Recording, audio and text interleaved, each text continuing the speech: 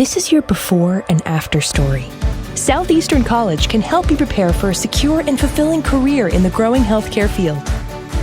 We offer a wide range of careers to choose from, so whether you want to be a medical assistant, medical billing and coding specialist, nurse, surgical technologist, or another healthcare career, we've got you covered. Become a vital part of a healthcare team and make a real difference. Southeastern College, your future is bright. Visit sec.edu to get started.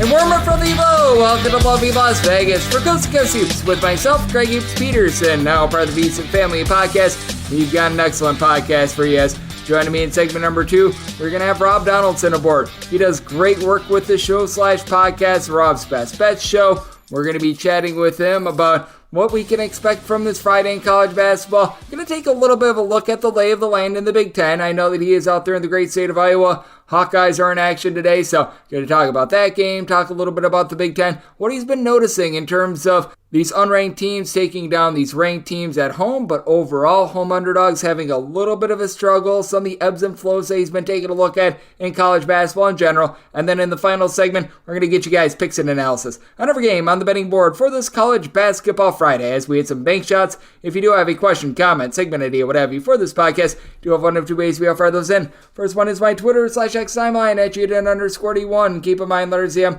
name me does not matter. As per usual, please do send these into the timeline. Otherwise, find an Apple Podcast review. If you rate this podcast 5 stars, it is very much appreciated. And then from there, you're able to fire in whatever you'd like to hear on this podcast via that 5-star review. Did not get in any Twitter/X questions today, but we had a fun day of college basketball on Thursday. Let's take a look back at it. Try to find some trends and try to get to know these teams a little bit better. Games from yesterday is Greg buzzing about. Here is the rowdy recap. For Detroit, they are now 0-23. They fall. They do not cover against Cleveland State. It looked like it might be their golden opportunity to be able to find a way to be able to get a win, but as per usual, in the words of the Minions, no. 77-65 the final. As for Detroit, they were able to get a spirited effort out of their top scorer in Jaden Stone. He was able to throw in their 28 points, 5 rebounds, but for Detroit as a whole, they go 5 of 20 from three-point range. They actually do a relatively okay job on the glass. They lose that battle 33-30, but they lost the turnover battle 16-9. Once again, just thoroughly trounced and thoroughly outplayed. That has been Detroit all season long. And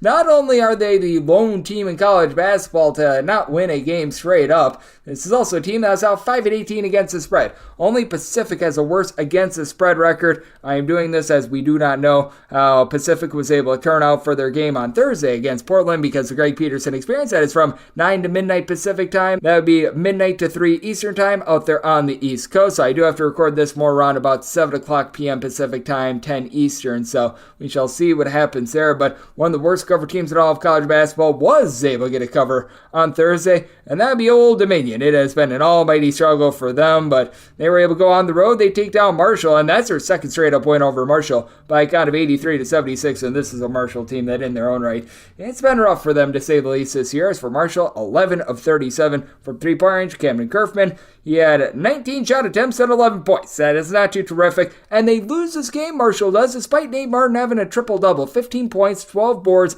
10 assists, but for this Old Dominion bunch, off the bench, Caesar, they named a palace after him, Devin Caesar, was able to come in. He gave the team 20 points. So, hooray for Old Dominion and hooray for James Madison. This has been one of your best mid-major teams in all of college basketball, and they were able to thoroughly trounce our good friends over at Coastal Carolina, this by a count of 105-67, but they're not even the best cover A team in the Sun Belt. I'll get into that in a minute, but TJ Bickerstaff was able to chip in their 19 points for James Madison, 13 of 30 from three-pointers. They shoot 60% from the floor. They were able to do a solid job winning that turnover battle as well, 22-10, and they won the rebound battle 35-23. But your best cover team out in the Sun Belt is actually Troy, and they took it to Georgia Southern, 84-63 the final. For Troy, they were a 5.5 point favorite. They were able to control this game throughout. Christian Eugene, 28 points, 13 of 25 3-point shooting for a now 13-5-1 against the spread. Troy team. And when it comes to the Sun Belt, while you do have teams that are hot and cold, you now have this Georgia Southern team that has been sitting there right around about 8-13-1 against the spread. It's been another rough year for them. And Texas State, by the way, they're currently clocking in at a rate of 8-12 against the spread after they were able to get a nice win over South Alabama. Texas State closed in this one as about a 2.5-point favorite. So they were able to get that one done. If you're looking at more of the ranked teams in college basketball, we didn't have a ton that were in action, and both of these games involving ranked teams are going on as I go along. The only question with regards to Arizona versus Cal is the spread. Currently, as I do this, there's about 10 minutes left in the game. Arizona was laying in the neighborhood about 18.5 points, currently up 70-47. Cal has just been rough this year, to say the least. And for Arizona, they've come back to the pack with regards to against the spread record, but if they're able to cover this, I would send them to 14-7 against the spread. So they've still been a relatively solid money-making team. And another team that's been a money-maker for you all season long is Wisconsin. As I do this podcast, this is a game that is very much up for grabs, 52-52, with about 8.5 minutes remaining. This game was darn near a pick'em on the close as well. So whether or not Wisconsin wins/loses, that will determine the spread. But in this game for Wisconsin, they were up 47-29 with 17 minutes remaining. As I record this, they have scored 3 points in the last 9 minutes. Being someone from the great state of Wisconsin, all I can say is I'm not surprised, because that is what Wisconsin basketball has been for about 100 billion years. So we shall see what happens there. And one of your lesser covered teams in all of college basketball has also been Bellarmine. Bellarmine entered the night 6-13 against the spread. They were 8.5-point underdogs against Kennesaw State. This game has a minute remaining with Bellarmine up 84-83. They should be able to get the cover there. That'll be able to help them out. But really, your top team out there in the Atlantic Sun against the spread is Lipscomb, who did fall to North Florida 85-76 on Wednesday. That sent North Florida 13-7-1 against the spread, and Lipscomb to 14-7 against the spread. So there have been some money-making teams out there in the Atlantic Sun. And when it comes to college basketball, we have been seeing some harebrained teams with regards to their totals. Denver has been one of the biggest ones in all of college basketball. As I am recording this, it is still a little bit in the balance. You've got 133 points up on the board, 5:22 remaining. This is a total of 153.5, but Denver opened the night 14 overs to 4 unders overall for the season. We will need to see if Tony Bruner is able to pick it up and get this total over, but I would think that with the way the Denver has been playing, they should be able to do that. Once again, they have been absolutely incredible with regards to getting games over, but another team that has been able to get you overs all season long, that would be Wright State. And Wright State, well, they are looking to be the right side with regards to the over in this one. I'm recording this at halftime, but total was about 164.5 on the close. Wright State up 46-45 on Youngstown State, and it's a Wright State team that they play fast. They don't necessarily play at warp speed, though. This is just a really efficient offense and a really, really inefficient defense. It has been so interesting to take a look at them all season long. And Oregon State, surprisingly, has been one of your best over 8 teams in all of college basketball. 14 overs to 5 unders as far this season. Recording this prior to their game against UCLA, tipped off, but that's a team that's of a little bit of intrigue as well. This is also of a little bit of intrigue. Taking a look at some of the top under teams in college basketball is Western Illinois has been your second best under team in all of college basketball. The best under team, Dartmouth, we are actually going to be seeing them in action on Friday, but when it comes to this Western Illinois team, they did see their game on Thursday go over the total. Currently, as I record this, 69-61. You've got Western Illinois currently in the lead on Lindenwood, and I know the total went over, is that the closing total was 128.5. We're at 130 with 5 minutes remaining, so that's a game that certainly did go over the total, but Western Illinois has been really slowing things down. They've been playing some solid defense, and offense has left something to be desired, and really the OVC in general has been a haven of unders. Eastern Illinois entered in the night 4 overs, 11 unders, and 2 pushes. Right now, it's looking like they're trending towards an under against UT Martin as well. This is a game that has currently 108 points up on the board, 7.5 minutes remaining. Now, with UT Martin, anything can happen, but Eastern Illinois trailing that game 59-49. They've done a good job on defense. They have not been able to do such a solid job on offense, so we shall see what happens there. And then a game of intrigue as well, because this has been a pretty solid team to the over thus far this season. That'd be Florida International. They were able to get their game just barely to be able to go over the total. It wasn't necessarily of their own doing, but it's because they got completely boat raced by our good friends over there at Louisiana Tech. Louisiana Tech, they're able to get the job done by kind of 93-53. And this is a Louisiana Tech team, by the way, that has been able to do a solid job of being able to cover some numbers as well. Just thorough domination from the tip. Louisiana Tech now 13-6 against the spread. Talik Chavez was able to chip in there 27 points. Louisiana Tech, one of your better rebound rate teams in all of college basketball, but 11 of 21 21 from 3, 12 of 12 at the free throw line. Daniel Baccio, 20 points, 13 rebounds, 3 blocks, and for Florida International, they're good at generating turnovers, but when they don't generate turnovers, this team has no size whatsoever. They got completely outboarded by kind of 39-23, so that was pretty rough to say the least. Just like this has been pretty rough. Middle Tennessee is currently 5-14 against the spread within the conference. They had a nice day off, and well, I'm pretty sure that they did not cover the bye, so there's that. And then UTEP has also been a team has been shaky against the spread, entered in the night 5-12-1 against the spread. Currently, as I record this, entering the second half up on Jacksonville State by a count of 36-32. That was a closing number of 3.5. So we shall see what happens there. And then just other notable tidbits in college basketball. Really like what I'm seeing in the Coastal Conference from our good friends in Monmouth. Monmouth was able to get the job done as an underdog against Drexel. This by a count of 67-62. You saw Xander Rice go off for 22 points in this one. He has been absolutely tremendous, teaming up with his father, King Rice, and this has been one of the bigger turnarounds in all of college basketball. And for Monmouth, from a betting perspective, 15-6-1 against the spread. They have been covering numbers. They go just 8 of 23 from three-point range in this one, but Drexel 4 of 20 from distance. And Drexel, after they had a nice heater with regards to their offense, it appears as though they're cooling down once again. A team that has been very cold against the spread thus far this season has been Hofstra. They get the outright win against Stony Brook, but they do not come close to covering this number of 6.5. 72-71 the final. And for Stony Brook, they themselves are now 14-6-1 against the spread. They have been rock solid with that regard. For the Hoff, they were able to go 11 of 32 from three-point range, but they allowed Stony Brook to go 12 of 27 from the outside. Tyler Thomas was able to bail the team out with 26 points, and for a Hofstra team that's not too great on the glass, they were able to play even up on the glass, which for them is pretty solid. But Andre 3000 Snoddy was able to chip in there 13 rebounds for Stony Brook as well. And then another team of intrigue has been College of Charleston. College of Charleston drops another one. They lose to UNC Wilmington by a count of 80-74. Wilmington has not really been a great against the spread team. They're just 9-9, but this is a team that could be dangerous towards March. Number one team in the country with regards to fewest turnovers on a per possession basis. Just 7 turnovers in this one, with Tarzarian White being able to chip in there 25 points. Another rock solid performance there, and just other ins and outs with regards to the college basketball slate that we did get on Thursday is the fact that you did have St. Thomas, who's been a really good cover team. They did fall to Nebraska of Omaha in this one by kind of 69-65. Omaha, they themselves have been much more solid. Both of these teams entered the night 12-7 against the spread, so that was a pretty big result for them. You saw UMBC and Bryant both reach 95 points apiece. Bryant wins that game 99-95, so that gave you the more harebrained game of the night, and I thought that this was a little bit surprising. Oakland, they take down Robert Morris 87-72. I'm not surprised by the win, but this was a total that was set at sub 150. Oakland, towards the beginning part of the year, they were showing a heartbeat on defense.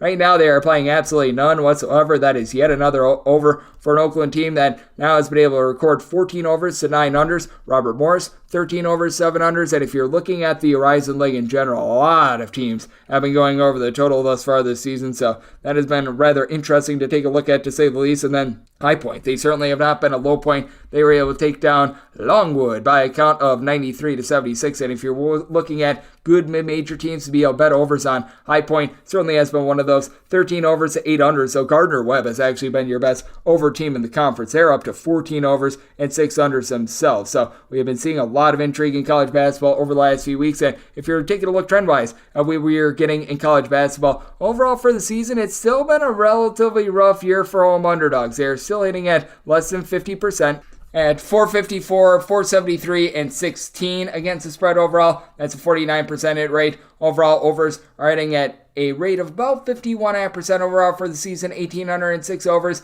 1,705 unders. So that is 101 more overs rather than unders. So that has certainly been standing out as well. If you take a look at the last 7 days in college basketball, has actually been a little bit more underwhelming. We have been seeing about 51% of college basketball games go to the under. That was prior to Thursday, though, and prior to Thursday, home underdogs hitting at about a 50% clip with regards to the last 7 days in college basketball. We shall see if that does continue moving forward, but that's what we're seeing trend-wise in college basketball, and that's what we all got on the board on Thursday. Now let's take a look at Friday's games, and let's take a little bit of a look at the Big Ten with one of our good friends, Rob Donaldson. He does great work with the show/podcast, Rob's Best Bet Show. He joins me next right here on Coast to Coast Hoops with myself, Greg Hughes Peterson, now a part of the Music Family Podcast.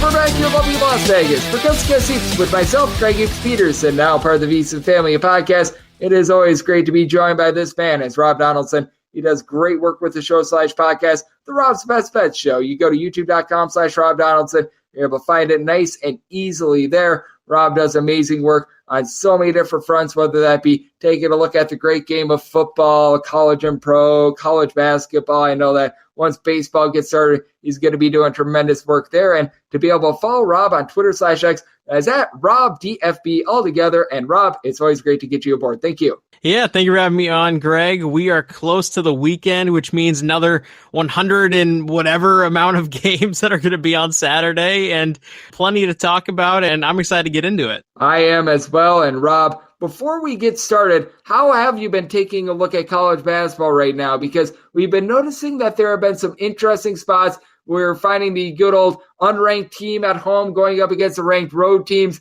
That has been hitting like wildfire all season long. But all in all, these home underdogs, they have been having a little bit of a tough time with it. And I do feel like it's a little bit more of a tiered system this year in college basketball rather than ever before. If you're in that top tier with a lot of those other teams, it's a complete toss-up. Meanwhile, if you're in a lower tier than another, it can get ugly, in my opinion. Yeah, and and kind of what we've talked about throughout the year on this show is that college basketball, like every sport that has a betting aspect to it and is heavily bet, goes in waves. You're going to have moments where the underdogs at home against that ranked opponent are cashing like wildfire. And then it kind of catches up to the pack where all of a sudden these underdogs who would normally be getting 4.5, 5.5 points in the early goings are now maybe laying 1.5, maybe laying 2.5, or making it an outright pick 'em or getting 1.5 points rather than getting those possessions under their belt. And they're not coming through. So it is kind of an interesting dynamic, and obviously something that as the season goes on, you've got to catch it as it's happening because it happens every year, and you just really got to stay on top of things. Yes, you really do. And it does sort of have ebbs and flows. You don't want to be like sort of blindly taking overs because it's like, oh, overs have only been hitting like 48% the last 2 weeks or anything like that. But I do think that it is something that you do want to be mindful of because when you do get a big wave of unders, typically the bookmakers, they'll be shading their totals a little bit more and vice versa for the overs as well. So I do think that that is incredibly important. And Rob, thankfully we've got a little bit more on this Friday rather than last Friday. I remember last Friday, I think that we had only 9 games. Now we've got 15 games here, but I do think that we've got ourselves a little bit of intrigue with regards to this Friday. And there is a Big Ten team I know that you have a little bit of infinity for the Iowa Hawkeyes, and they're going to be taking on Ohio State. This is a line of between 5.5 and 6 with Iowa laying it total of between 156.5 and 157. And I do want to get your thoughts here, both with regards to the game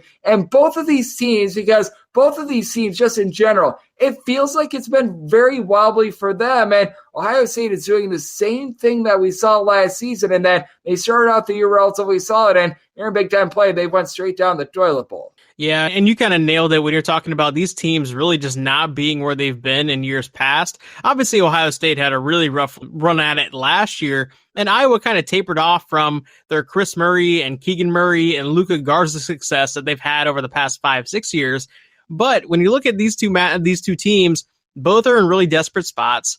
Both, I don't think, are very great teams, to be honest, and that hurts me to say as an Iowa fan. This line that we're seeing in this game at 5.5 is giving Iowa the credit that they would in a normal spot if they had a Keegan Murray or a Chris Murray or a Luka Garza, and they just flat out do not.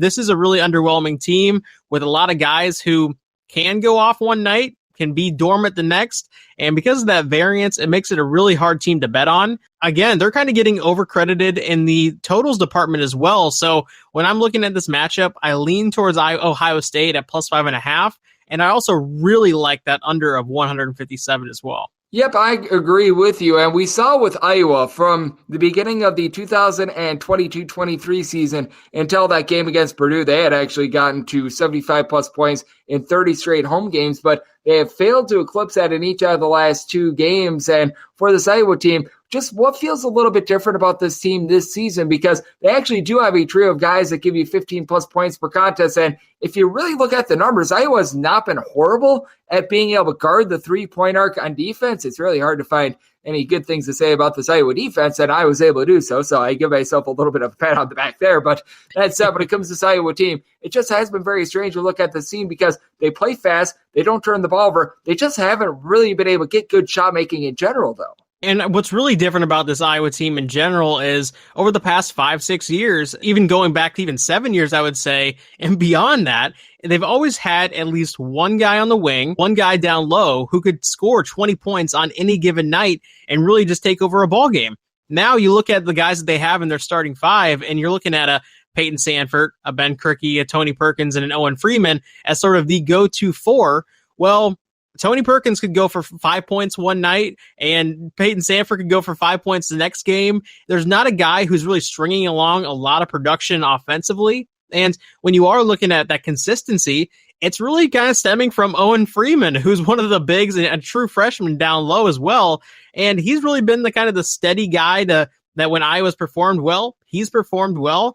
But there's going to be some growing pains when you're leaning on a freshman like that. Peyton Sandfort, who has been the scoring highlight over the past 2 seasons, has had some rocky ships where he's had some great games, he's had some off games, and he hasn't really been able to string together that great production in a row. So this is just a high variance team, and it makes it a real tough team to bet on. And it also makes them a really hard team just to kind of pick up wins in a tough conference. Yep, it certainly is a tough conference. As joining me on the show, we do have Rob Donaldson. He does great work with the show /podcast, Rob's Best Bet Show, joining me right here on Coast to Coast Hoops. And just with regards to the Big Ten landscape, we are doing this prior to the Nebraska versus Wisconsin game, which I do think is going to be quite a good one for the Thursday. You'll know how that turned out when you listen to the podcast on Friday. But that said, what have you been making out of the Big Ten? Because other than really Purdue being that top team, it feels like there's sort of a mismatch. I feel like Wisconsin, if they're able to get a win on Thursday, can solidify themselves as that number 2 team. But I mean, it has been a conference that in general, it feels like a lot of what we've gotten in past years where there's just a big giant middle once again with regards to the Big Ten, but it just feels a little bit more mediocre this year than the last few years. Yeah, I think you nailed it, where record-wise, there is that clump that's just going to be there from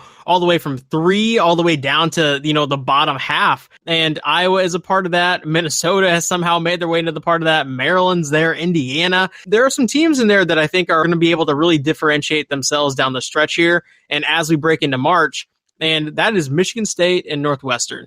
I think they have the guards to get it done and when it matters most, especially in a tournament. You're eliminated if you don't win this style ball game. And Northwestern, man, even though they lost against Purdue, they impressed. I think this team is really built for kind of competing in a tournament style play.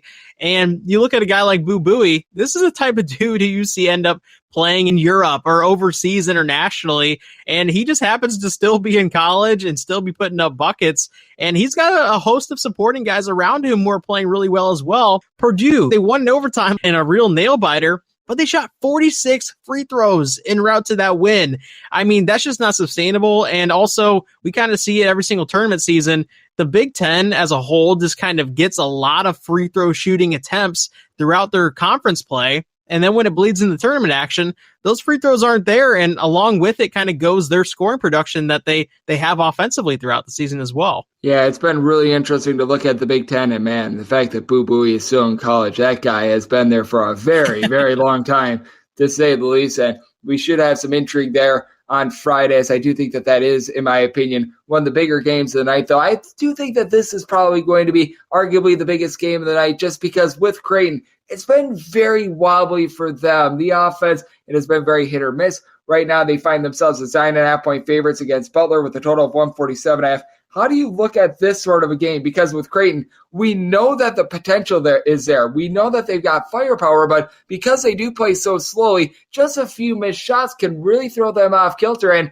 I've really liked what I've seen out of this Butler team thus far this season. I think you nailed the analysis there, where Creighton could jump out to a 15-point halftime lead, and by the end of it, when you look up in the second half, it could be a 2-point ball game, just because They go on some really hot scoring stretches. They also go on some droughts, and they don't really play great defense in between, or it really just kind of depends on the night that they're feeling up to it or not. With Butler, this has been a team that has kind of picked on the bottom of the Big East en route to a glossier looking record. But when you're getting 9.5, almost 10 points in this type of matchup, I think that's just too much variance on the other side to feel confident in laying those points. So I would definitely lean towards taking Butler and potentially even, stealing an outright win on the road. That wouldn't really surprise me. Yeah, with this Butler team, they've been able to get the fullest out of their backcourt.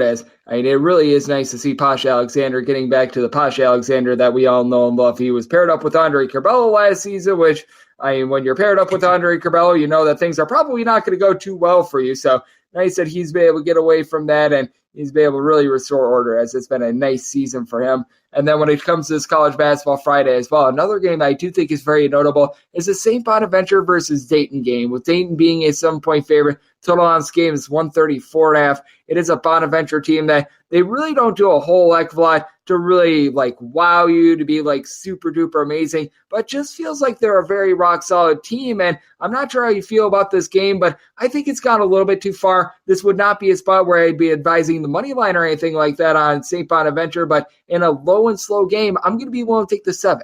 Yeah, I'm right there with you. I think if you're going to bet this game, it has to be on the St. Bonaventure side of things because, Dayton is a great team, and this is a great atmosphere. So every single time you're betting against Dayton when they're in their own building on even a Friday night, no less, you're going to have to expect that there's going to be some scoring runs that you're just going to have to mentally come prepared for, because there's going to be some times where it feels kind of daunting on an 11-2 or 11-0 scoring stretch.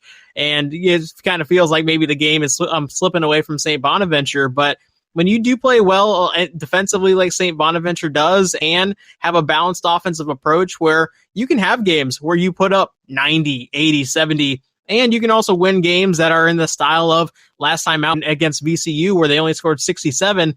That does give you a little bit of confidence in just knowing that St. Bonaventure really isn't ever going to be out of this game. Record-wise, I think we're getting a little bit of value just based on perception of St. Bonaventure going up against a team with a number next to their name. So I definitely like St. Bonaventure here, and I think that, like you said, this number is getting a little bit too far stretched out. Yep, I'm right there with you. I do like St. Bonaventure in this ordeal, and what I also like about St. Bonaventure as well, I'm not sure if you take a look at this or not, St. Bonaventure is one of the oldest teams in all of college basketball. They did have a few transfers, and it took them a little bit of time to be able to find their footing, but when it comes to now February into March, do you look a little bit more at these senior-laden teams? Because that is something that does catch my eye a little bit more. And in a situation like this, I do tend to default a little bit more to these teams with the experience. Oh, 100%. The experience starts to come out as the season gets a hold. There's going to be, with the transfer portal, with integrating freshmen into your lineups, with how prevalent NIL is, even just be able to attract new players to your program, there's going to be a lot of cohesion that needs to be done throughout the first couple months of the season. On the St. Bonaventure side, I love leaning on experience. That's kind of why I like Northwestern. That's why I like a team like Michigan State. And if you want to go down even deeper, that's why I like teams like Furman, out of the SoCon, and UNC Greensboro as well. So when you are looking at that experience, it comes to play. It really becomes prevalent later on in these months of February and March. Like you said, I think this is a team that I want to be backing the rest of the way here. Yes, absolutely. I'm going to be taking a look at the Bonnies quite a bit as well. And Rob, when it comes to the Friday slate, as we know, it's a little bit more bare than a lot of slates, and we've taken a look at more of the bigger games, but we're going to get some Ivy League action. We're going to get both the MAC and the MAC. You've got one with one A, you've got one with two A's, so that's always fun. Any of these games that have really caught your eye right now, whether it be something that you've already bet or maybe something that you haven't yet, but you have your eye on? Yeah, something I've already bet, and I've bet it pretty confidently, is actually on Brown. I'm laying the 2 points. Brown is a team that last year in the early goings had a really good stretch in non-con play where they were competitive against Michigan State. They really had just some really good stretches against some of the top teams in the Ivy League as well. And they even were able to knock off a few of those teams. Even this year, they're 5-14. Not great, but they did go toe-to-toe with USC in their building. They also really went toe-to-toe with Cornell, who we know Cornell, great team, and even Yale they went toe-to-toe with as well. This is a Brown team that, kind of harkening back to the discussion we just had, they have some real big experience and some key spots. Keno Lilly Jr. is one of the best shot makers in this league, And then Owusu Inane, Anya, Cooley, these are guys who played last year on this Brown squad, and they really only lost Paxton Wojcik to North Carolina, which big loss. Yes, and it definitely hurt them in the early goings, but this is still the core of a team that can really be at the top of the Ivy in terms of talent. And I do think they get it done tomorrow and get it done convincingly.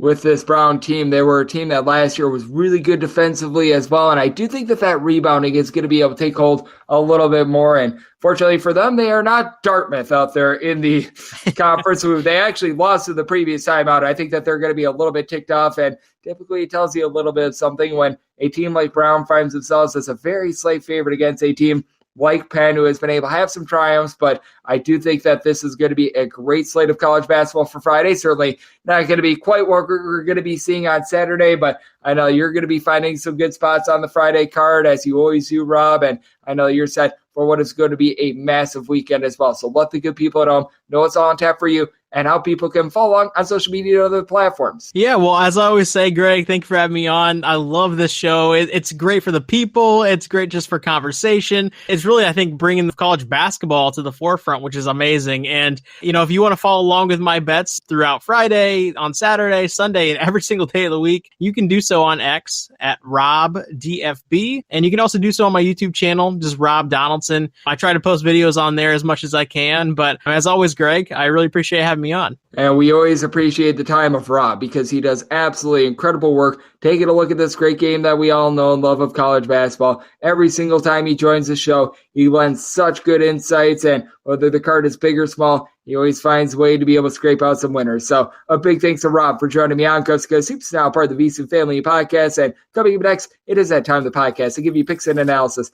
on every game on the betting board for this college basketball Friday as we hit some big shots.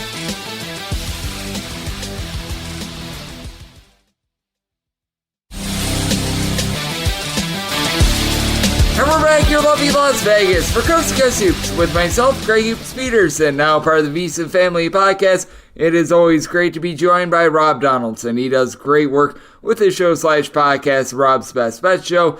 Go over to youtube.com/Rob Donaldson. He's doing all sorts of tremendous work over there, and every single time he joins his podcast, he lends tremendous insight. So big thanks to him for joining me in the last segment. Now it is that time of the podcast. I give you picks and analysis on every game on the betting board for this college basketball Friday as we hit some bank shots. Most financial establishments close at a certain time, but not here. It is time for a side and total on every game on today's betting board bank shots.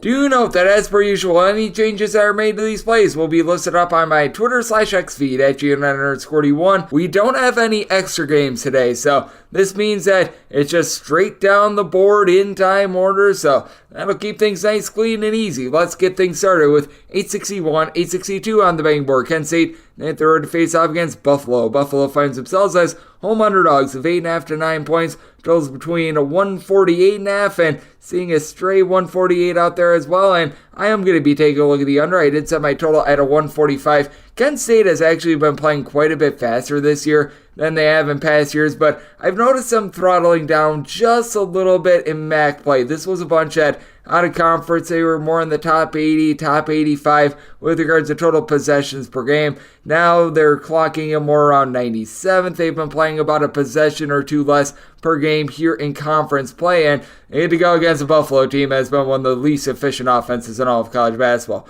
Buffalo, a bottom 10 team in all of college basketball with regards to just turnovers on a per possession basis to the negative. They don't see much of a rise with regards to their offense at home, only averaging 1.3 points more per 100 possessions at home rather than in a road/shoot record environment. And though Kent State, not the same defense that they were seasons ago, they're well outside the top 100 with regards to points allowed on a per possession basis. They still should be able to do a solid job locking down a Buffalo team that has been both not taking care of the ball and really not shooting it well from three. Buffalo, a bottom 20 team in all of college basketball with regards to three-point shooting percentage. You've been able to get a little bit out of Janavia Smith, 9 boards, 8.5 points per contest. He shoots 44% from three, but as a team, they shoot 26.5% from the outside with north of 15 turnovers per game. Buffalo is a top 175 team with regards to rebound rate, so they should be able to do an okay job there going up against a Kent State team that does have Chris Payton, who's able to give you 7.5 rebounds per game, double-figure amount of points, but do like what Cy Chapman has been able to bring to the table, 18.5 points, 6.5 boards. Problem for Buffalo is just no backcourt whatsoever, and for Kent State, they had their growing pains with Giovanni Santiago taking over the point guard spot for Sincere Carey, but he's done a nice job cutting down on the turnovers. He's had 2 turnovers or fewer in each of the last 4 games. You've been able to get some good production out of Jalen Sullinger, 14.5 points, shooting 39% from three-point range. As a matter of fact, for Kent State, each of your top 3 scorers do shoot north of 36.8% from the outside. As a whole, they're shooting about 35.5% from three-point range. Would like to see a little bit more out of Reggie Baz, who's only been giving you about 8.5 points per contest, but now double figures in 3 of the team's last 5 games, so he's starting to pick it up as well. This is a Buffalo team that, also with regards to their defense, they're leaving much to be desired as well. Buffalo, honestly, not the worst rebounding team in all of college basketball, but you just take a look at the way that they're guarding the arc, the way that they're allowing a lot of blow-by layups. It does lead them to being 333rd in all of college basketball in terms of points allowed on a per-possession basis, but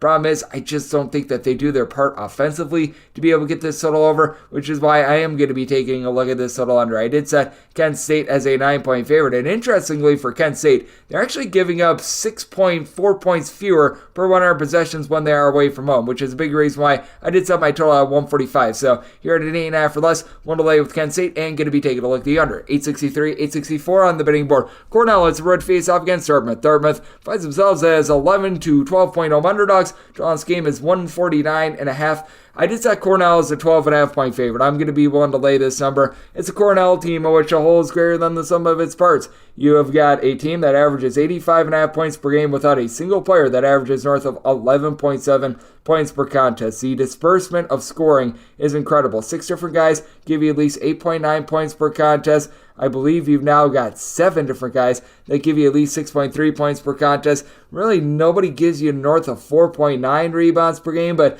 each of their top 6 scorers give you at least 3.4 rebounds per game. I mean, it's just a really good collective of guys. You've got Chris Mannon along with Isaiah Gary combining for about 7 assists per contest. As a whole, they shoot 35.5% from 3 and north of 50% from the floor, and they're going up against a Dartmouth team that they really can't get anything right. This Dartmouth team has been an absolute disaster from the outside, shooting from three-point range 28.4%, 39.5% from the floor overall. Those are both bottom 30 marks in all of college basketball. They go up against a Cornell team that certainly they're going to be letting up their buckets, but Cornell has honestly been a better defensive team when they've been away from home rather than when they have been at home, and they're about 126th in all of college basketball with regards to opponents' three-point shooting percentage, so they do a nice job of being able to lock it down there. Cornell, they're allowing only about 2.5 points more per 100 possessions away from home rather than when they are at home. This is a Dartmouth team that, meanwhile, in regards to points allowed on a per possession basis, 276th in all of college basketball, but I just have absolutely no faith whatsoever that this Dartmouth team is going to be able to bust through and is going to be able to put points up on the board. 357th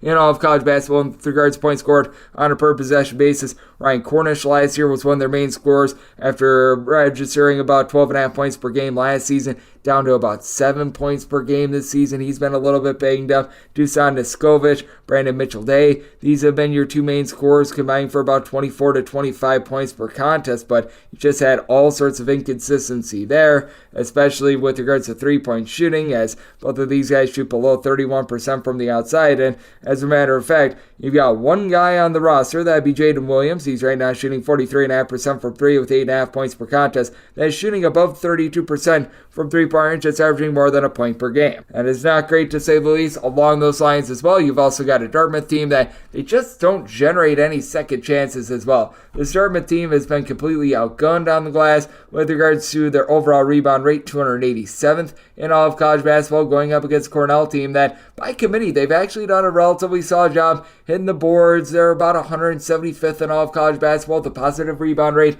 on the road. This is a Cornell team that I think is going to swarm and take it to a Dartmouth team that they were able to bust through in their last game against Brown. They were able to score 75 points in that one. That was the first time all season long against a D1 opponent that they were able to get past the 68-point plateau. I think that they're going to be stuck in the mud once again. Despite the fact that Cornell is super duper up-tempo, I just don't think Dartmouth has shots. Semi-total at a 148.5, so you're at the 149, 149.5, looking under, and I'm willing to lay up to 12 with Cornell. 865, 866 on the betting board. Quinnipiac hits a road face-off against Manhattan. Manhattan does find themselves as a underdog at home of 7.5 to 8 points. Totals between 149.5 and 150. I did set Quinnipiac as the favorite of 9.5 points. I'm going to be willing to lay this number. It's a Quinnipiac team that just somehow, someway has gotten to 16-4. Like, they don't come off as a 16-4 team, and I do think that there's going to be a little bit of regression with that regard, but this team does a really good job by committee of hitting the boards. 5 out of their top 6 scorers have been able to give you at least 4 rebounds per game. You've got a team that has been able to do a relatively solid job of getting their main guys going. You've got Paul Otinho, Amari Tice,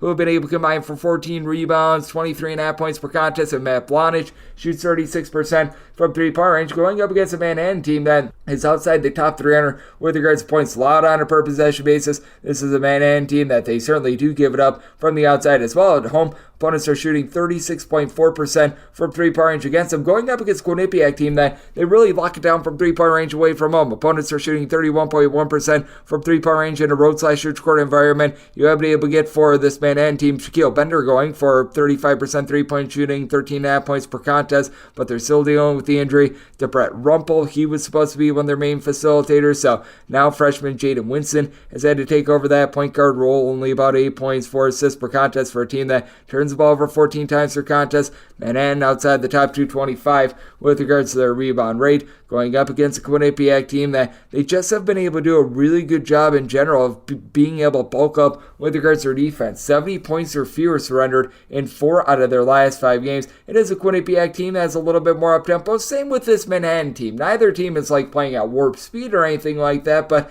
you've got both of these teams that are clocking in inside of the top 125 with regards to possessions per game. Quinnipiac, fastest of the two, they're about 65th in the country in terms of total possessions per game. Manhattan just a hair outside the top 100, but for this Manhattan team, other than Sadi Traore, who's been able to give you about 9 boards, 11.5 points per contest, you really don't have a lot down low. You've got a Quinnipiac team that they're okay at being able to generate turnovers, about 8 per contest, and I do think that Quinnipiac going to take it to a Manhattan team that just is not going to be able to match up on the glass or with regards to the backcourt. This is a spot where I set my line at a 9.5. I'm going to be willing to lay with Quinnipiac, and did set my total 147.5. Manhattan outside the top 300 with regards to points scored on a per possession basis. I flat out just don't think that they do their part with this total. So looking at the under and willing to lay with Quinnipiac. 867, 868 on the betting board. Siena, it's a road face-off against Ryder. Ryder is a favorite of 13 points. Total on this game is 134 to 135. Set my line at 12.5. This is a Siena team that's dealing with a whole bunch of injuries, and they're dealing with stinking it up in general. That said, Ryder being a 13-point favorite has just gone a little bit too far in my opinion, which is why I'm going to be willing to take the points out. Sean Duru-Gordon, along with Michael Ealy, have missed the last 2 games for this bunch, and these are your main 2 scorers. Duru-Gordon has been able to give you about 23 points, 8.5 rebounds per game, and Ealy 14 points, 5.5 rebounds per game, and in the 2 games that they have had without him, a combined 103 points, so that's a bit of an issue, but what I will say about this Siena team, the defense has risen up recently. They've now given up 70 points or fewer in each of their last 3 games. I do think that we might see a little bit of an uptick in scoring here. You do have a Ryder team that has been able to shoot better from three-pointers recently. If you look overall for the season, they're shooting 30.5% from three-point range, but in the month of January, they were more of a mid-30s three-point shooting team, with Mervyn James being able to headline things, 19.5 points, 7 boards, shooting 38.5% from three-point range, and this is still a Siena team that,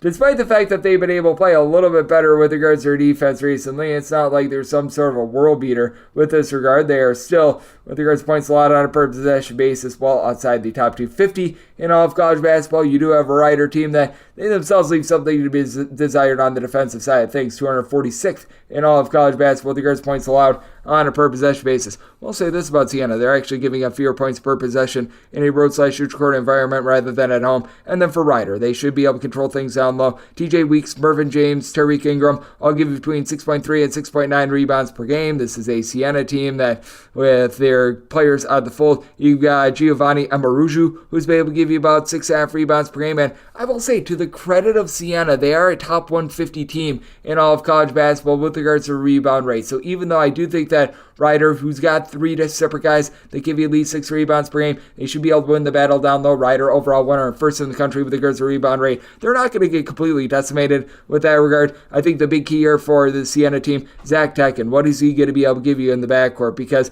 he has been turning the ball over like crazy. 5+ turnovers in each of the team's last 3 games, a combined 22 turnovers. So that's a big, giant issue. Right now, he's giving out 3.7 turnovers per game. That's a top 10 mark to the negative in all of college basketball. This is a Siena team that they only shoot about 26.5% from 3-point range. That is a bottom 30 mark in all of college basketball as well. Going up against a Ryder team that they can be rather soft with regards to their perimeter defense, about 190th in the country with regards to opponents' 3-point shooting percentage, allowing opponents to shoot 35+% from the outside. So I do think that Ryder should be a nice size favorite. I think we've gone a little bit too far here. 13 or more is by a point on Siena. And with regards to the total, I set mine at a 134.5. The opener was 134. I'm now seeing a 136 out there as well. This is about where at 135 or higher. I'd rather have the 135 under rather than the 134 over. So now that we're seeing the total rise, going to be diving in on the under and taking 13 plus here with Siena. 869, 870 on the betting board. St. Peter's plays host to Niagara. Niagara is an underdog of 5 points. Seeing a 5.5 out there as well. Total is 135. I did set Niagara as an underdog of 5.5 points. So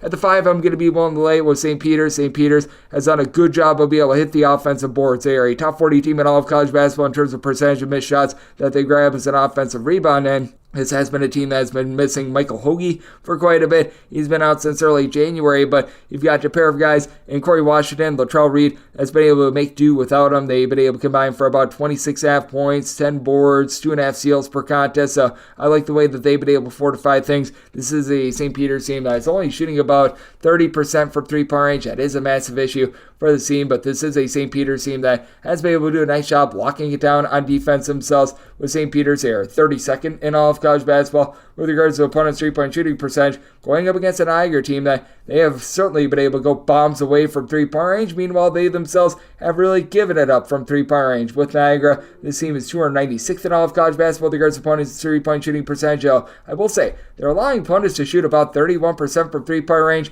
in their games at home.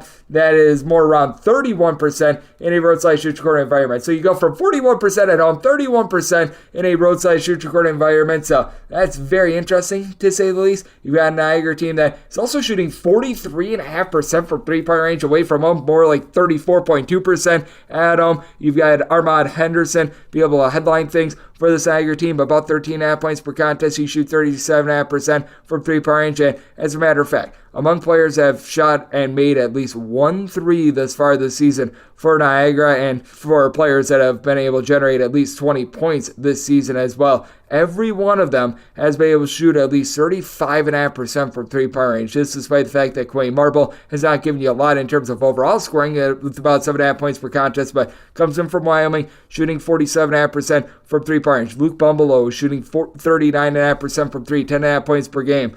Yobeng Menza, the UMBC transfer, gives you about 5 boards, 7.5 points per game. And then Hardland Obiana, being a 7-footer that's able to give you about 7.5 rebounds per game, should be able to keep this team lively. But I do think that in the end, the good defense is going to be able to trump the good offense. Mohamed Zoe has been able to do a nice job down low for St. Peter's. He's able to give you about 4.5 rebounds per game. And when it comes to the St. Peter's team, they've been really good at being able to execute and get to the free throw line. They're a team that they're going to foul on, but they do a nice job of being able to generate those fouls as well. And when it comes to the St. Peter's team, they're shooting north of 73% at the free throw line. So when you need these guys to be able to hit their shots, they're able to do so. And they shoot a little bit north of 75% at the free throw line at home. So I do think that with St. Peter's, they're going to be able to do a nice job controlling things on the glass. They're going to do a nice job of just being able to take away open passing lanes as well. They are a top 75 team with regards to turnovers forced on a per possession basis, going up against a Niagara team that they certainly have had their doldrums with regards to their defense, giving up 70 plus points in 4 of their last 5 games. Meanwhile, this this is a St. Peter's team that has now given up 68 points or fewer in 4 out of their last 5 games. And as a matter of fact, for St. Peter's, they have allowed north of 71 points just once all season long. So I do default to the good defense. I'm going to be willing to lay up to 5 with St. Peter's. I do think that they're going to be able to contain a Niagara team that, even though they're scoring quite a bit more this season, they're still a team that is outside of the top 250 with regards to total possessions per game. Set my total 133.5, diving under, and want to lay it with the St. Peter's Peacocks. 871, 872 on the betting board. Dayton is going to be playing against the St. Bonaventure. The Bonnies find themselves as an underdog of 7 points. Their total on this game, 134.5 with St. Bonaventure. I did set them as an underdog of 6.5 points. 7 is my minimum buy point on them, but I'm going to be willing to take those points. It is a St. Bonaventure team that has been very rock solid with regards to their defense as well. They have allowed north of 72 points in just 3 games thus far this season. It is a Bonnies team that ranks in the top 80 with regards to points allowed on a per possession basis, and this is a St. Bonaventure team that I think is very much equipped for taking on a Dayton team that has been just so good with regards to their offense. Dayton, a top 30 team in all of college basketball with points scored on a per possession basis, and in terms of their three-point shooting percentage, as a collective, Dayton shooting just north of 40% from three-point range, but St. Bonaventure, they allow opponents to shoot just 30% from three-point range in a roadside shoot court environment. That is a top 45 mark in all of college basketball, and you've got a lot of experience when it comes to this Bonnies team, as you've got Mike Adams, Woods, Charles Pride being able to combine for about 25 points per contest. Pride has been able to give you about 6.5 rebounds per game, and when it comes to St. Bonaventure, they're able to match that firepower from three-point range that Dayton has, as each of your top 3 scorers for this Bonnies team that has made at least 1 3 this far this season, shooting at least 38.9% from three-point range. That includes Moses Flowers and his 10 points per contest. Now, with Dayton, they've been able to do a nice job of being able to knuckle up a little bit more on defense as well. This was a team that they've been not quite as efficient on defense as they have been in past years. They're right around about 100th in the country with regards to points allowed on a per possession basis. But the last time Dayton allowed an opponent to be able to break the 70-point plateau, you have to go all the way back to November. So the team has been able to do a nice job of being able to control games. Dayton is still one of your slowest teams in all of college basketball, outside the top 320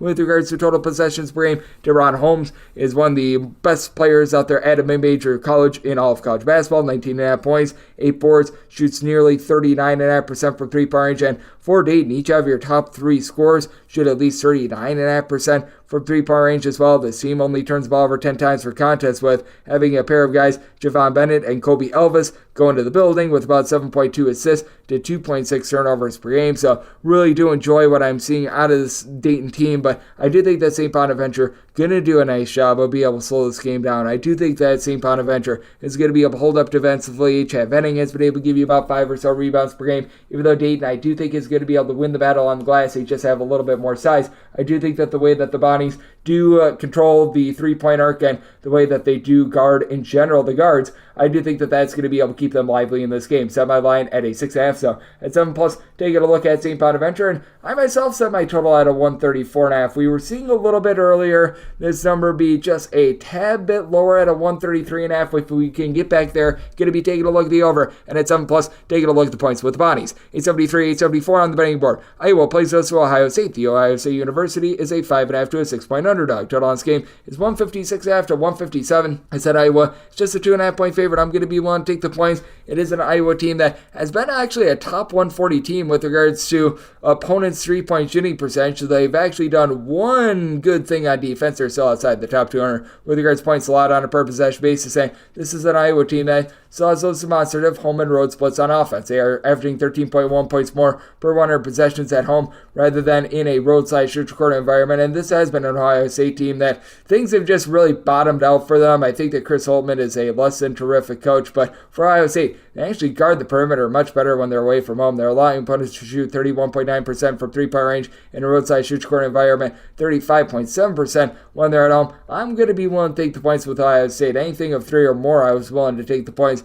with Ohio State. With Ohio State, this bunch is still a top 55 team in the country with regards to points scored on a per possession basis, and it doesn't take too much of a fall when they're away from home. They're averaging about 7 points fewer per 100 possessions in a roadside shoot court environment rather than at home. That's not too bad of a split for Ohio State. Defense is starting to bottom out. They are giving up about 10 points more per 100 possessions when they're away from home rather than when they are at home, and this is an Iowa team that they do give up 16 points less per 100 possessions when they are at home rather than away from home for this Iowa team. You've got a nice disbursement of scoring as well. Tony Perkins, Peyton Sanford, Ben Krikke. They've all been able to give you between 15 and 15.5 points per contest. Krikke and Sanford have been able to combine for about 12 boards per contest, while Perkins is your main facilitator. 2 steals, 4 assists per game. Sanford, your top 3-point shooter at about 39.5% from 3 for an Iowa team that, once again, is in the top 10 in all of college basketball with regards to fewest turnovers on a per possession basis. Iowa's been cranking up their tempo, top 40 with regards to total possessions per game. Going up against an Ohio State team that's solid down low. They're 54th in the country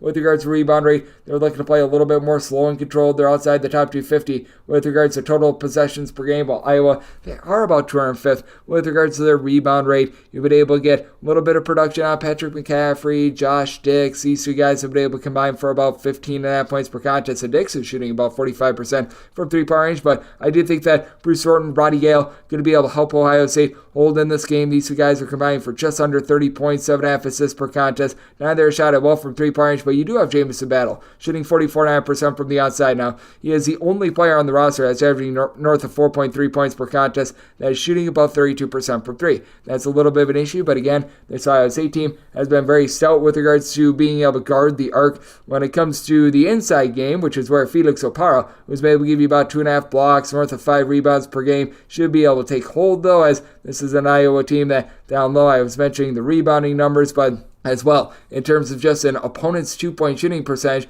this Iowa team, they are well outside the top 200 with that regard, 218th in the country to be exact. And Ohio State, they do a little bit of a better job of being able to take that away. Ohio State 57th in the country with that regard. So I do think that Ohio State is going to be looking to within to be able to hold in this game. It is an Iowa team that they've gotten to at least 75 points in 30 out of their last 32 home games, but this is a team that very much is giving it up. Meanwhile, for Ohio State, they have allowed each of their last 3 opponents to be able to break the 80-point plateau. And for Iowa, I do think that they themselves going to get a little bit more on track with their offense after they were held to 70 points or fewer in 3 out of their last 4 games. I did set my total at a 160.5. I'm going to be looking at the over. And with Iowa, can I make them a 2.5-point favorite? So taking the points along with the over. 875, 876 on the betting board. Mount St. Mary's is going to be hitting the road. They're going to be facing off against Marist. Marist finds themselves as a slight favorite of 3 to 3.5 points. Draw's game is anywhere between 128.5 and 129. And with regards to Marist, I set them as a 3-point favorite. So at a 3.5, that is my buy point on Mount St. Mary's.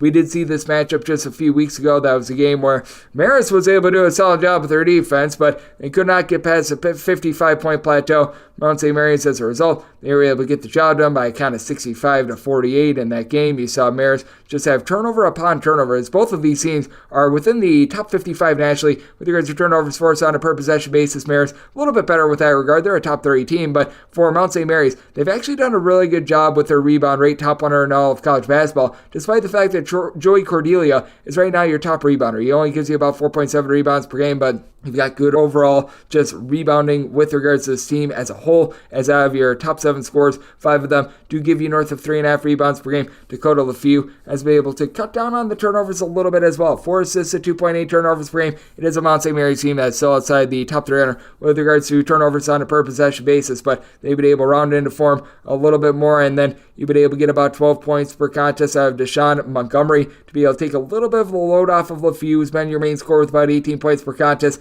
Marist, a relatively national average team with regards to rebound rate, just outside the top 200 with that regard. You've got Max Allen, who's been able to give you about 13 points, 4.5 boards per contest, 35.5% 3-point shooting, and 11 points Josh Passarelli. But this is a Marist team that they themselves do turn the ball over right around about 12.5 times per contest. And of concern for Marist in a nip and tuck game, they do shoot just 64.3% at the free throw line. As a matter of fact, each of your top 5 scorers shoot 66.1% or worse at the free throw line. And you've got a nice 3-point shooter in Jackson Price, who's been able to make about 40.5% of his threes. He just returned to the roster a few games ago, and in his last 2 games out there, combined 20 minutes, was able to put in their 9 points. But do have to have your concerns that he's not going to be fully 100% here. Isaiah Brickner has also been dealing with a little bit of an injury as well. That has been the main point guard for Marist. I do think that Marist is going to be able to hold it down against a Mount St. Mary's team that has really been scuffling with regards to their offense as well. 65 points or fewer in 3 of their last 4 games. And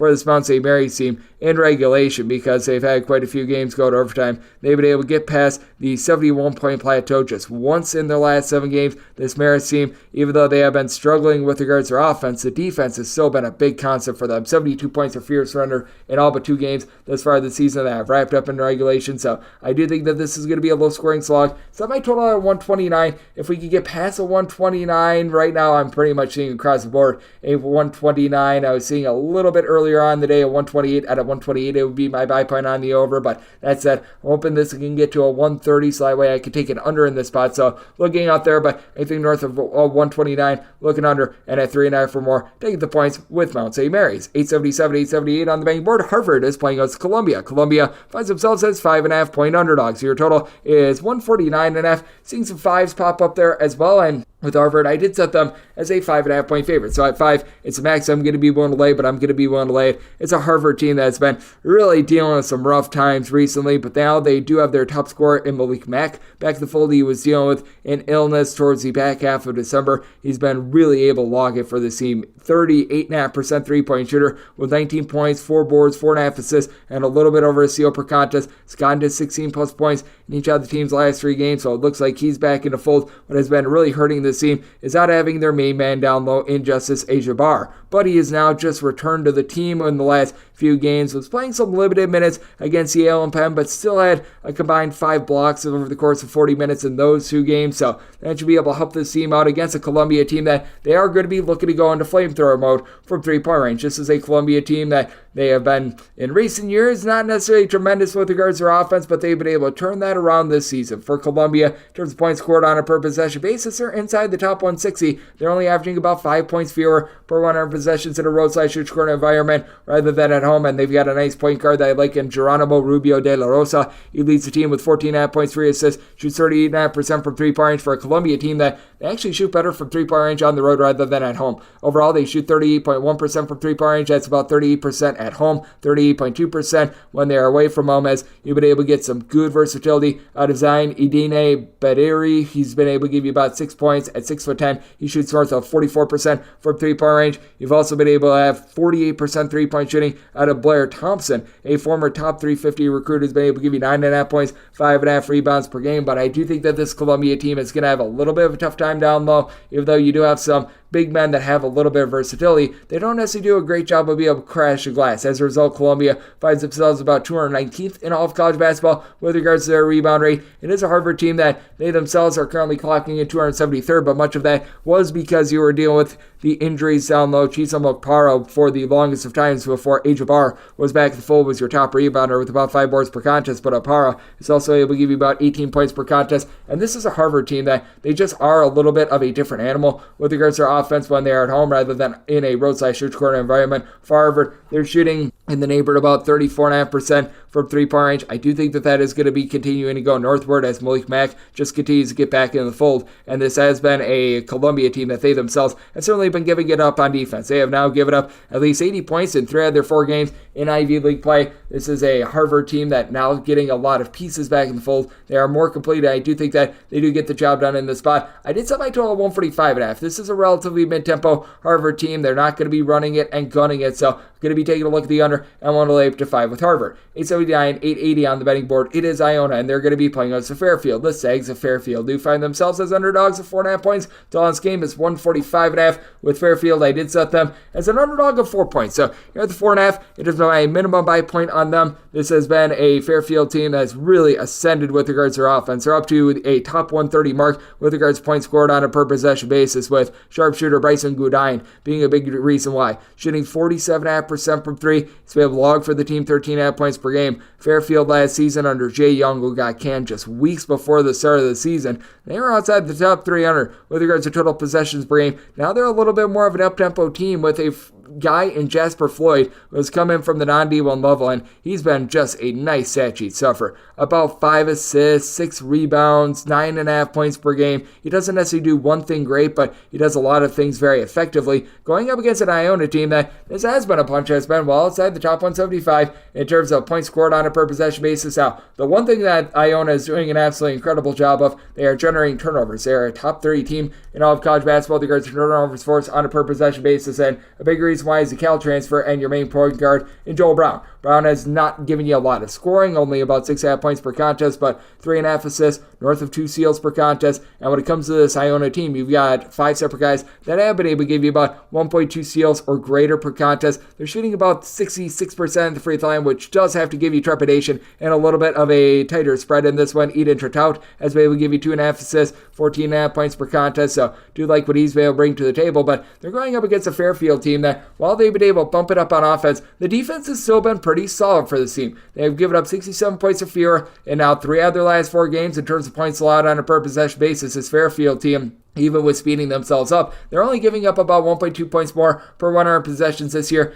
than they did a season ago. They're still in the top 150 with regards to points allowed on a per possession basis. Now for Fairfield, the biggest issue that you do have with the team is that you don't have a ton of size. Jasper Floyd is your top rebounder in this squad, but Greg Gordon, right now your top rebounder for Iona at 6'5". He's been able to give the team about 6.5 rebounds per game, but leaves something to be desired there. They do get back their 7-footer, and Osborne Shemo has been a relatively nice rim protector for an Iona team that is about 141st in all of college basketball with regards to points allowed on a per possession basis. But for Iona, they're clocking in outside the top 260 with regards to their rebound rate. Typically, this is where Fairfield is really seeing a big disadvantage. They're about 286, so both of these teams relatively stalemate on the glass, with Fairfield being as explosive as they are on the offensive side of things. I do think that that's going to keep them lively against an Iona team that is outside the top 200 with regards to their three-point shooting percentage. As a result, I did make my total 146 in this one. Like the way that Fairfield has been able to crank it up tempo, but at the same time, they've been able to do a relatively solid job with regards to their defensive effort as well. I do think that this is going to be a game that is going to be able to come down to some late game fouling, and I do think that Iona, under Tobin Anderson, they're going to find their footing a little bit more on offense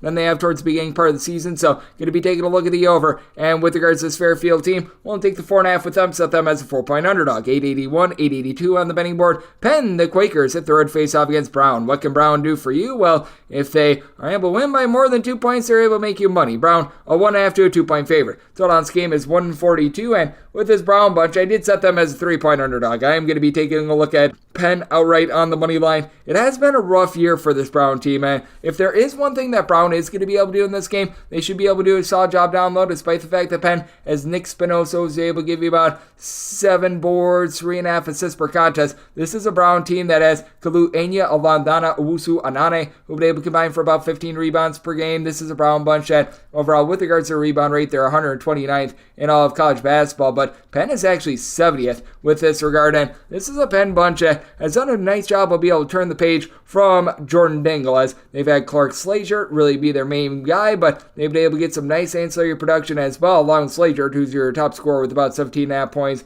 3 assists, shoots about 43.5% from 3-point range from Tyler Perkins. He's shooting more in the neighborhood, about 35% from 3, 5.5 boards, 14.5 points per game, so they've been really looking to do it by committee, and they've done so very well. Now, this is a bunch that they've got 4 guys that average double figures, and then from there, you do have quite a bit of a steep drop-off with regards to your production, but they've been able to get into the fold. Nikolaz Polozinski, who's a true freshman. He was out of the fold for much of the beginning part of the season, but is now shooting 47.5% from 3-point range. That should be able to give this team a nice spark against a Brown team that they just haven't been able to guard the arc the way that they did a season ago. This is a Brown team that is getting just really hurt inside and out there, outside the top 200 with regards to points allowed on a per possession basis, with Brown in terms of their 3-point shooting defense being 294th in all of college basketball. This is a Penn team that they themselves are certainly going to be giving up the arc a little bit as well. With regards to Penn, they are allowing opponents to shoot from 3-point range about 36%. That is 305th in all of college basketball. But for Brown, you've had Keno Lilly Jr. just not be the same guy that he was a season ago. Last year shot nearly 40% from 3. This year, 34.5% from distance, still leading the way with about 19 points per contest. But who's going to be able to take the load off of him? You've never really been able to get a lot of scoring out of Kimo Ferrari. He's only been able to give you about 4.5 points per contest thus far this season. You've got about 8 points and 34 to 35% 3-point shooting out of Aaron Cooley, but the rest of Brown, it's a lot of lower post players. Owusu Anane is able to pop a few threes, but he doesn't necessarily pop them very well. This is a Penn team that does a relatively solid job with regards to their low post defense, even though their defense along the perimeter, it leaves a whole heck of a lot of something to be desired. But with Brown just really taking a lot of steps back with regards to their defense, not getting a whole heck of a lot from their home court, and this being a Penn team that has been able to do a nice job of being able to replace that main scorer in Dingle from a season ago, I think that the added options for Penn should allow them to be able to get the job done in this ordeal. One that I do think is going to come down to late game fouling, and I do think that with both of these defenses just really not hitting peak form right now, you are going to be able to get an over. I did set my total at 143, so here at the 142, looking at the over, and with Penn, made them the 3-point favorite, so looking at them, right on the money line. Now we have my DK Network right-up pick, 883, 884 on the betting board. Yale is going to be playing us a Princeton. Princeton is an underdog of 3 to 3.5 points. Total on this game is 140.5. I think the wrong team is favored. I said Princeton as a 2-point favorite. My write-up is going to be on Princeton. Now, typically when I release these, most of the time money lines are not available, so you're probably going to be seeing on the thing +3, +3.5 with Princeton. Do note that I do like them on the money line as well. So if you're thinking, hey, I'm saying plus money on the money line, have no fear. I do advise that as well. So whichever way you want to go, you can choose your own adventure. Some people like taking the money line. Some people always like taking the points. Either way, I like Princeton in this spot. That is going to be my write-up personally. For the article's sake, it's going to be the plus number. I personally will be betting it on the money line, but this is a Princeton team that they're coming off a loss their last time out against Cornell, but this team has really been a flamethrower all season long, and I ain't shock, surprise, surprise. A team named Princeton is one of the smartest teams in all of college basketball. With Princeton, they are 5th in the country in terms of fewest fouls committed on a per-possession basis away from home. They are 13th in points scored on a per-possession basis,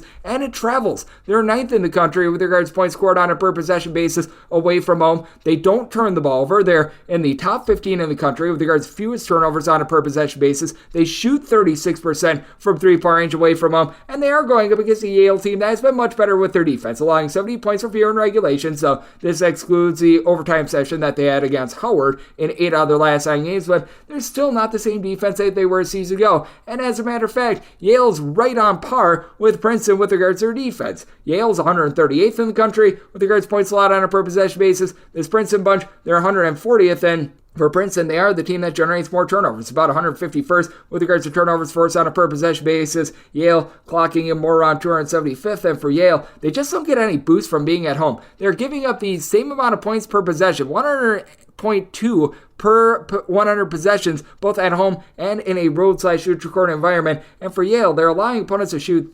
36.8% from three-point range at home. That is 305th in all of college basketball. And now they do have to go against a Princeton team that, while they are a little bit top-heavy, this is a top-heavy team that does a good job of really being able to play as a cohesive unit. Matt Aloko, Caden Pierce, Xavier Lee. These are your top 3 scorers. They're all giving you at least 3 assists per contest. When it comes to Lee, he's been able to do a masterful job, giving the team 17.5 points on 35.5% three-point shooting. And then Zach Martini, along with Matt Aloko, have been able to combine to shoot about 45.5% from three-point range. Aloko gives you 13.5 points, and you get about 8 points per contest out of Martini. Meanwhile, Camden Pierce, he's been able to do a nice job giving you about 9.5 rebounds per game. Absolutely love what these guys are bringing to the table. Going up against a Yale team that Danny Wolf has been able to do a really good job down low for this team. He has been able to supply the team with 8+ rebounds per game. He's able to step to the outside, shoot some threes. So John Polidikis is really the guy that stands out to me with regards to his three-point shooting percentage. He is someone that is able to shoot north of 40% per three. He's been able to supply the team with 10 points per contest, saying Yale, if they're going to have a little bit of an advantage, it's going to be down low. They're a top 85 team with regards to rebound rate, and at home, opponents are only grabbing about 16.7% of their missed shots as an offensive rebound. That is one of the best marks in all of college basketball. Princeton has never been a team that's really hit the offensive glass, so even though Yale does have a nice advantage there, it's not something that's going to be pushing Princeton outside their game. The Princeton offense just does not really allow for a lot of offensive rebounds, and for Princeton, they actually do a better job of rebounding when they're away from home rather than when they are at home. This is a Princeton team that I do think is going to be able to execute really well with them just not fouling in general. I do think that that's going to be able to keep them just very much in this game, and this is a Princeton squad that they have been very, very consistent with regards to their offense. They have gotten to at least 68 points in every one of their games thus far this season. They have failed to break the 70-point plateau just twice, going up against Rutgers to begin the season and then going up against Cornell. In both of those games, they scored approximately 68 points. I do think that they're going to do a solid job of teeing up against Yale, and I do think that you are going to be able to see both of these teams hit a few shots, but at the same time, both of these defenses, they have been a little bit better. I do have to give some credence there, so I did set my total at 138, especially with Princeton being outside of the top 340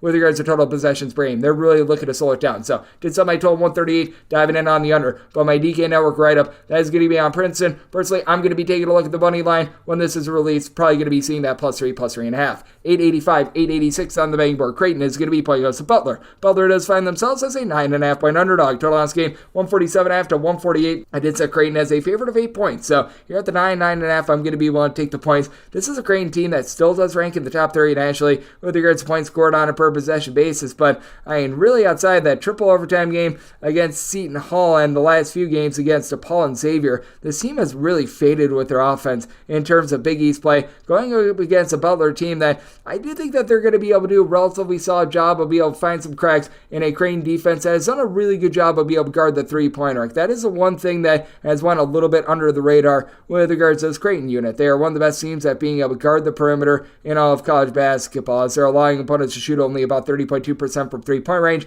That goes about 27.5% from three-point range at home. Both are top 35 marks in all of college basketball. But this is a Butler team that, much like Creighton, they remain very wily and they don't turn the ball over. Only about 10.4 turnovers per contest for a mid-tempo Butler team that has Jalen Telford along with DJ Turn-It-Up Davis being able to combine for about 27.5 points per contest. Both shoot 36% from three-point range. And then Posh Alexander, 5 assists, 2.5 steals. He does turn the ball over a little bit, but he's also able to supply you with about 11.5 points per contest, while Pierre Brooks has been able to become that main scorer for the team. 16.5 points on 43% three-point shooting. Going up against a Creighton team that I just wish they would give a few more minutes to someone like a Frederick King, who down low, when he's been given minutes, has been able to show some nice signs. You've had Aiden Trout be able to give you about 4 points on 42% three-point shooting, but they don't give him a lot of run as well. You have a nice big three, Baylor Shireman, Ryan Kalkbrenner, Trey Alexander. These three guys have been able to combine for about 51.5 points per contest. Shireman and Kalkbrenner, about 16 rebounds per game, with Kalkbrenner 2.5 blocks per contest, and Shireman does shoot 38% from three-point range, but it's very much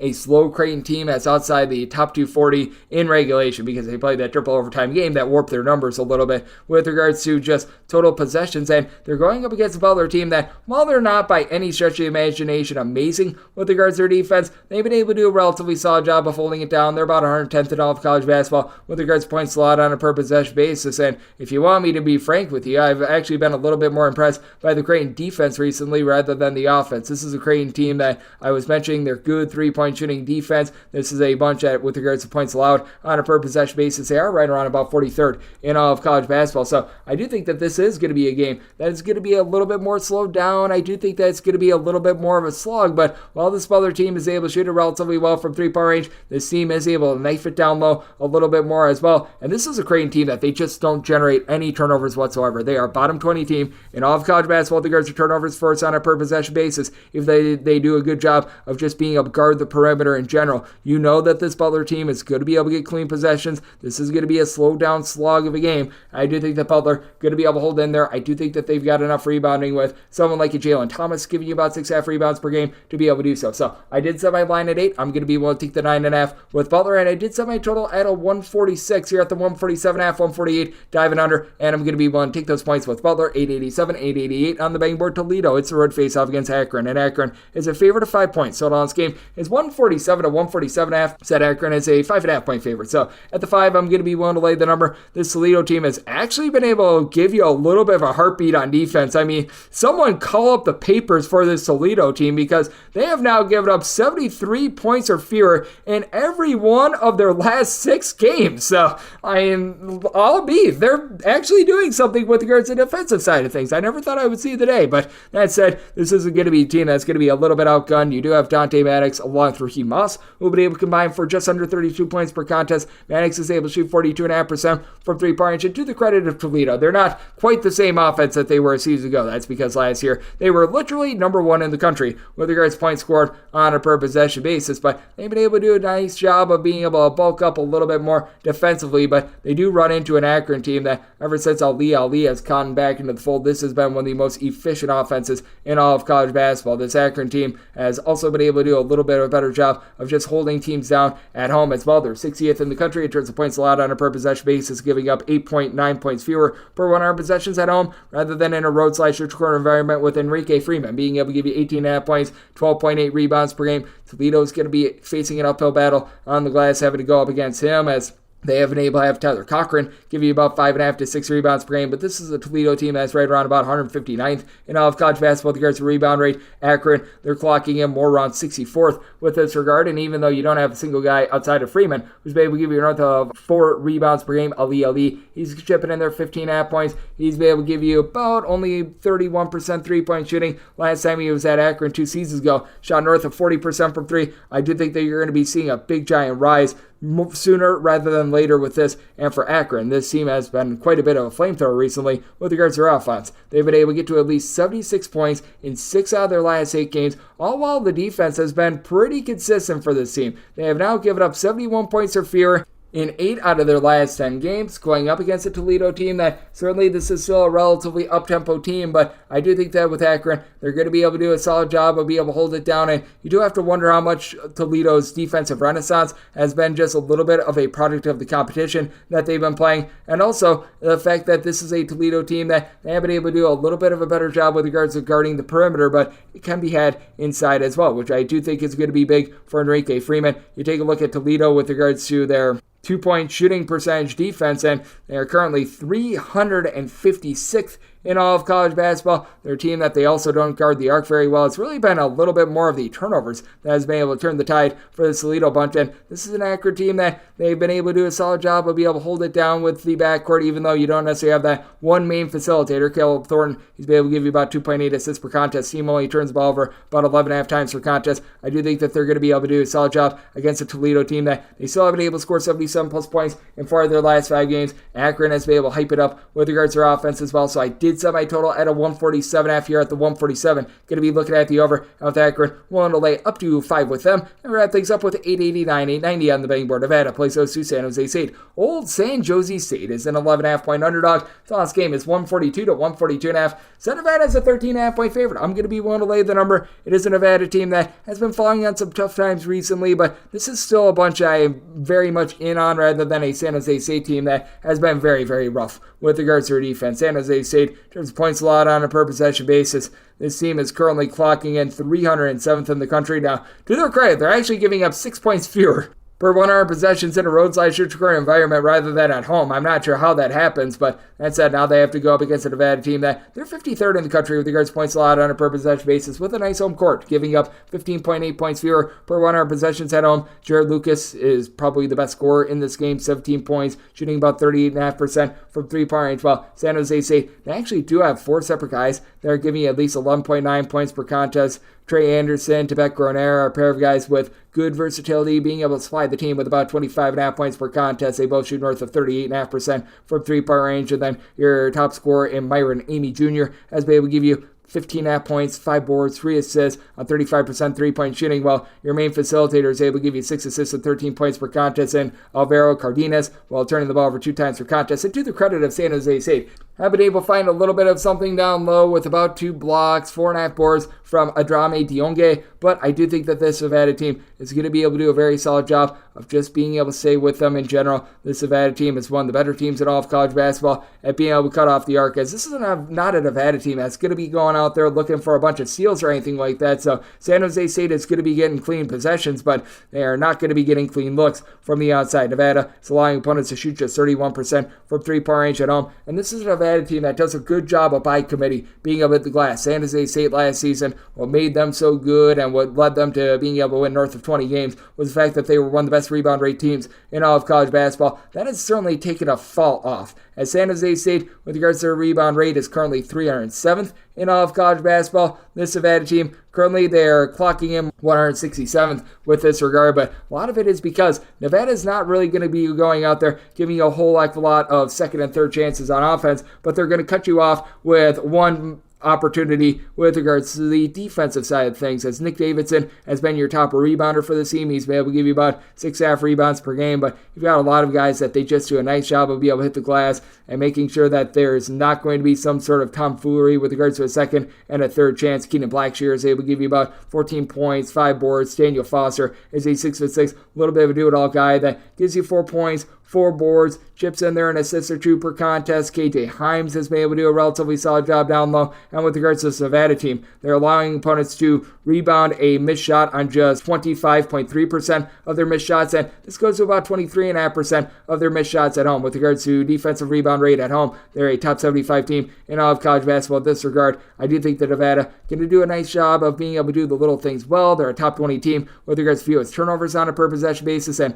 that should lead them to victory over a San Jose State team that has just not been themselves on the glass. I did set my line at a 13.5. I'm going to be willing to lay the number. I did set my total at a 143.5. San Jose State playing relatively slowly, but defense has really been slipping up. Offense has been on the uptick. So I'm going to be taking a look at the over, and I'm going to be willing to lay it with Nevada, and that'll wrap things up for the Friday edition of Coast to Coast Hoops, now part of the VSiN Family Podcast. A big thanks to our good friend Rob Donaldson of the Rob's the Best Bets Show for joining me in the last segment. If you do like hearing from this fine podcast, Coast to Coast Hoops, you're able to subscribe wherever you get your podcasts, Apple Podcasts, Google Play, Spotify, Stitcher, and TuneIn. If you have a question, comment, segment idea, what have you for this podcast, do have one of 2 ways we offer those in. First one is my Twitter/X timeline at @unit_D1. Keep in mind, letters EM, maybe does not matter, so as per usual, please just send these into the timeline. Other ways, find an Apple Podcast review. If you rate this podcast 5 stars, it is very much appreciated. From there, you're able to fire in whatever you'd like to hear on this podcast via that 5-star review coming at you guys every single day throughout the college basketball season. And that means I'm coming at you once again tomorrow. Thank you so much for tuning in.